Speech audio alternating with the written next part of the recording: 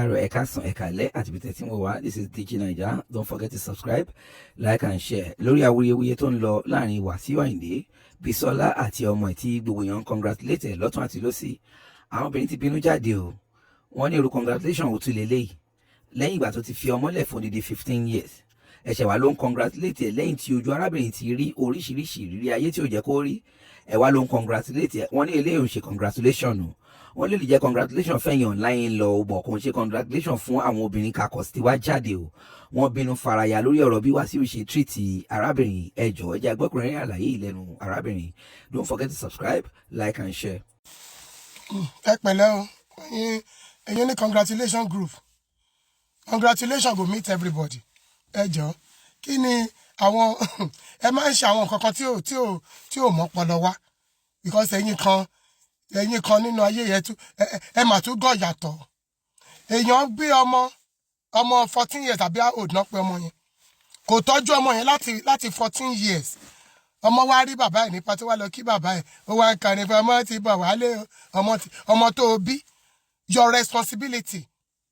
Ẹ̀ṣẹ̀ yóò pati lẹ̀ṣẹ̀ tí wá ń kọ́ pé ọmọ ti bọ̀ wálé ṣọmọ sọnù tẹ́lẹ̀ ni ṣọmọ sọnù ni èyí kan wá ṣe congratulation wá ẹ wá ṣé tẹ̀rí most of àwọn onítọ̀ tó máa ń ṣe fíìmù Yorùbá yẹn àbòtí ti bà ti yín jẹ́ àbòtí tí ó ti fọ́ orí yín dàní wá congratulation Bisola kí ló ń congratulate lára ẹ̀ ṣọ́ṣẹ̀ bímọ yẹn lánàá ni tẹ wá ń kí bí pé ṣe ló ṣẹ̀ bímọ lánàá tẹ ẹ ṣe congratulation kí ló ń congratulation like Wàsíù ọmọ ẹ nìyẹn kò sí nǹkan kan tẹ̀ ń congratulate pé pati lẹ̀ṣẹ̀ tí wá ń ṣe ọmọ bọ̀ wálé ọmọ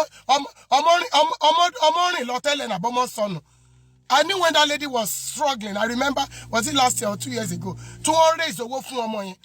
Ó dẹ̀ bímọ fún Wàsíù. Look at that boy. Mo dẹ̀ like ọmọ yẹn steez upon steez. Steez dey choke lára ọmọ yẹn. Kò fọ́ rárá. To show you pé kò sí. There was no connection, no bond, nothing whatsoever. He wasn't feeling it. He was just there like, oh yeah, ìlú ní kó lọ kí bàbá ọkọ wò pé, you know what? Do whatever you gotta do.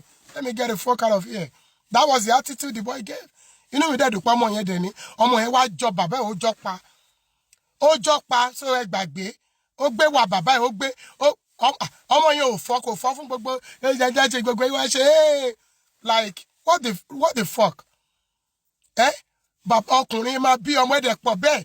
Ẹ̀yin wèrè ọkùnrin kan tó pé ẹ máa bí spam donor. Ẹ ń donate spam kiri ni. Àwọn ọmọ yín wà ní Australia, wọ́n wà ní Togo, wọ́n wà ní Ghana, wọ́n wà káàkiri. Ẹ wá máa ṣorí burúkú. Ẹ máa ṣorí burúkú. Ọmọ tẹ fi spam yín tẹ fi donate. Wọ́n ṣẹ̀ wá jẹ́ pé ọmọ yẹn wọ́n wá ń gbé wá yín káàkiri ni. Like Azao now. Ẹ wá ṣe congratulations. Man, get out, man.